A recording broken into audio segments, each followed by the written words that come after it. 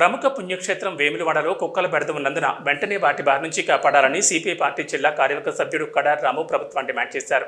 రాజన్న సిరిసిల్ల వేములవాడలో ఆయన మీడియాతో మాట్లాడుతూ వేములవాడలో కుక్కల బెడద ఉన్నందున గత సంవత్సరం కూడా స్థానిక అధికారులకు ఫిర్యాదు చేసిన అధికారులు నిర్లక్ష్యం చేయడం దారుణమని, ఇప్పటికైనా అధికారులు స్పందించి వెంటనే చర్యలు తీసుకోవాలని కడారి రాము డిమాండ్ చేశారు.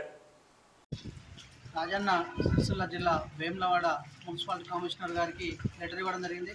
ప్రధానంగా పలు వార్డులలో వీధి కుక్కలు ఎక్కడ చూసినా కూడా ఇలా ప్రజల మీదకి కాస్తా ఉన్నాయి.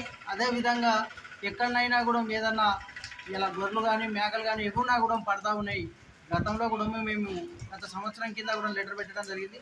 ప్రధానంగా ఆ కుక్కలను అనేది వీధి కుక్కలను వెంటనే తొలగించి ఇలా ప్రజలకు ఇబ్బందులు జరగకుండా చూడాలనేది కోరుతా ఉన్నాం. అదేవిధంగా ఇలా వానలు పడతా ఉన్నాయి, వర్షాకాలం ఉన్నది, సీజనల్ వ్యాధులు ఇలా ప్రజలకు జరుగుతాయని చెప్పడం జరుగుతూ ఉంది. ప్రధానంగా చూస్తే గోరెలలో నీళ్లుంటే పారవేయడం జరుగుతూ ఉంది.